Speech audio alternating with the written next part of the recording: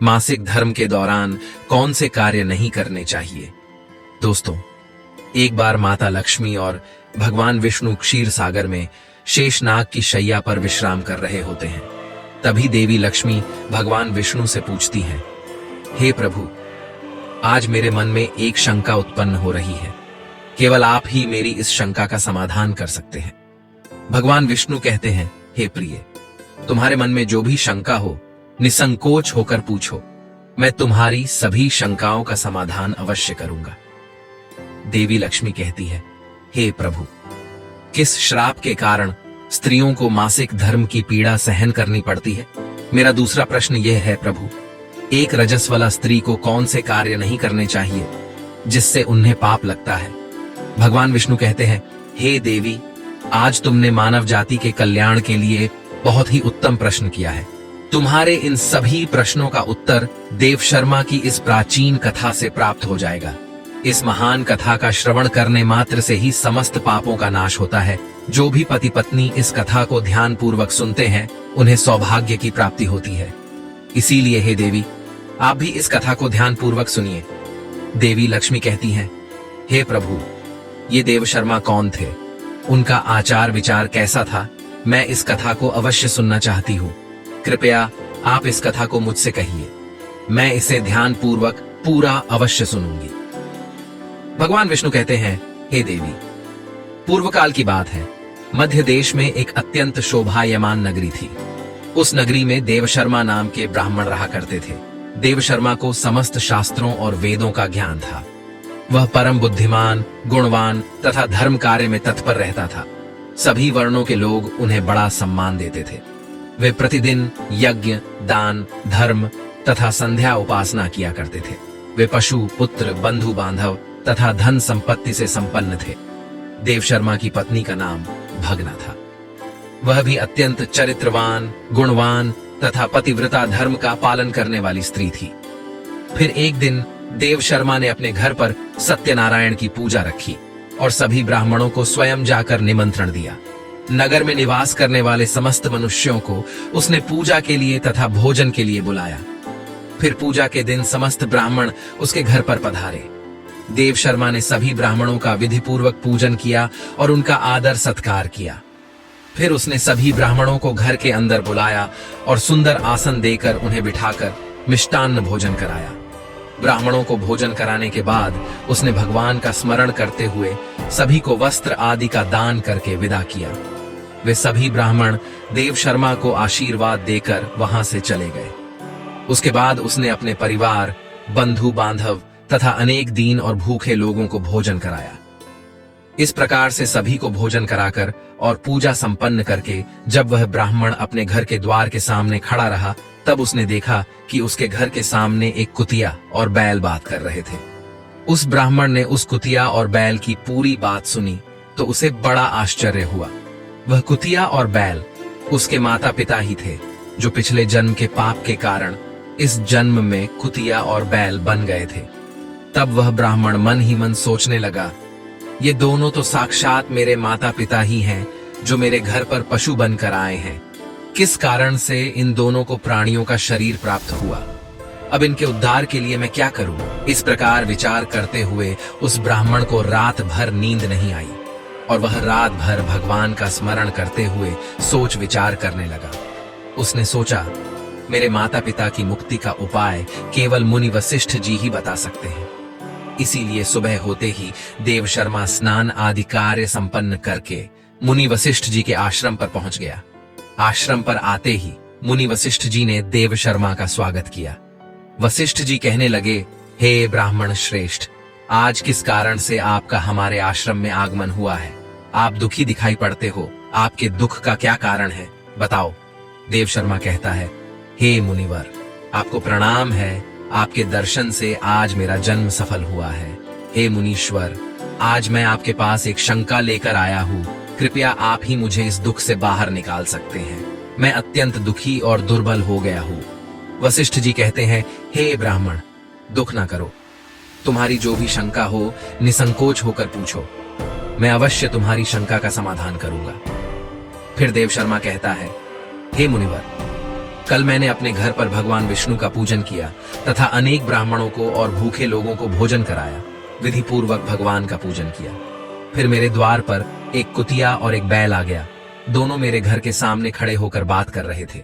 सबसे पहले कुतिया उस बैल से इस प्रकार से कहने लगी, हे स्वामी, आज जो घटना घटी उसे सुनिए। हमारे पुत्र के घर में ब्राह्मणों के भोजन के लिए जो दूध रखा था, एक सांप ने उस दूध के बर्तन में अपना विष उगल दिया था, जिसे देखकर मुझे बड़ी चिंता होने लगी। उसी दूध से भोजन बनने वाला था। अगर सभी लोग उस दूध को खा लेते तो उनकी मृत्यु हो जाती। इसीलिए मैंने उस बर्तन में से सारा दूध पी लिया। जब बहू की दृष्टि मुझ पर पड़ी तो उसने मुझे खूब पीटा, जिसे मेरा अंग भंग हो गया। मुझे बहुत पीड़ा हो रही है, इसी कारण से मैं लड़खड़ाते हुए चल रही हूँ। मुझे ये पीड़ा सहन नहीं हो रही है।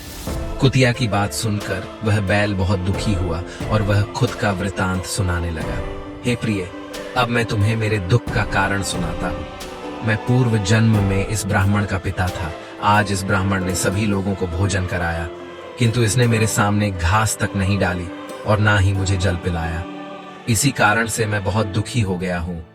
फिर देव शर्मा कहने लगा, इस प्रकार से अपने माता पिता को कुतिया और बैल के रूप में ऐसा बोलते हुए देखकर मुझे बड़ा दुख हो रहा है।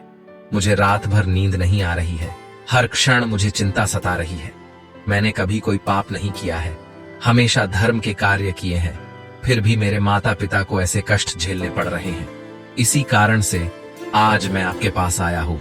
कृपया आप अपनी योग शक्ति से पता करके मुझे बताइए, किस कारण से मेरे माता पिता की ऐसी दुर्दशा हुई है और उनकी मुक्ति के लिए मुझे कौन सा कर्म करना चाहिए। फिर गुरु वशिष्ठ ध्यान लगाते हैं और उस ब्राह्मण के माता पिता के पूर्व जन्म के कर्मों को देखते हैं और देव शर्मा से कहने लगते हैं, हे ब्राह्मण, तुम्हारे माता पिता ने पिछले जन्म में घोर पाप किया है। उसी पाप के कारण आज उनकी ऐसी दुर्दशा हुई है। देव शर्मा कहता है, हे गुरुदेव, किस पाप के कारण मेरे माता पिता की दुर्दशा हुई है, कृपया विस्तार से बताइए, मैं जानना चाहता हूँ। फिर ऋषि वशिष्ठ कहते हैं, हे ब्राह्मण देवता, तुम ध्यान से सुनो। ये बैल जो तुम्हारे पिता हैं, ये पिछले जन्म में कुंडी नगर के श्रेष्ठ ब्राह्मण रहे हैं। इन्होंने एक दिन एकादशी का व्रत करके भोजन किया था। एकादशी के व्रत के दिन इसने दान धर्म भी नहीं किया। इसने द्वार पर आई गायों को कभी भोजन नहीं खिलाया। इसने अपने पितरों का श्राद्ध भी विधि पूर्वक नहीं किया। तुम्हारे पिता ने पिछले जन्म में मासिक धर्म के दौरान ही तुम्हारी माता के साथ संबंध बनाया था और इसी पाप के कारण इसे इस जन्म में बैल का रूप प्राप्त हुआ है। अब तुम्हारी माता के बारे में सुनो।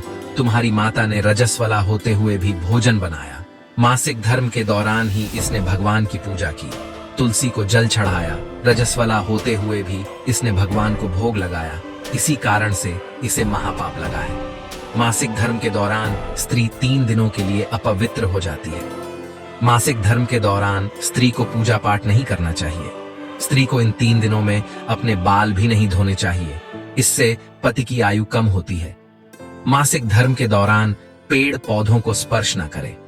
रजस्वला स्त्री के साथ संबंध भी नहीं बनाना चाहिए। जो पुरुष रजस्वला के साथ संबंध बनाता है उसे ब्रह्म हत्या का पाप लगता है। जो रजस्वला के वस्त्रों को स्पर्श करता है उसे भी पाप लगता है। रजस्वला स्त्री के शरीर में 3 दिनों तक ब्रह्म हत्या का पाप निवास करता है और चौथे दिन ही वह स्नान करके पवित्र हो जाती है। चौथे दिन स्नान करने के पश्चात रजस्वला स्त्री को अपने पति का मुख देखना चाहिए, अन्य किसी पुरुष का मुख नहीं देखना चाहिए। यदि पति समीप ना हो तो सूर्य देव के दर्शन करने चाहिए।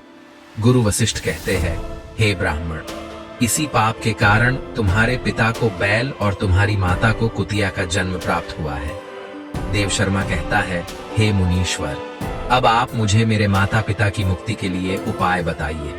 वशिष्ठ जी कहते हैं, हे ब्राह्मण, तुम किसी भी अमावस्या के दिन अपने माता पिता की मुक्ति के लिए श्राद्ध तथा तर्पण करो और दान धर्म करो। गाय की सेवा करो और गौ माता को मिष्ठान्न खिलाओ और अपने माता पिता की मुक्ति के लिए भगवान से प्रार्थना करो। फिर ब्राह्मण वही करता है और फिर उसके माता पिता को समस्त पापों से मुक्ति मिलती है। भगवान विष्णु माता लक्ष्मी से कहते हैं, हे देवी, मैंने तुम्हें रजस्वला स्त्री को कौन से कार्य नहीं करने चाहिए इस विषय में बता दिया है।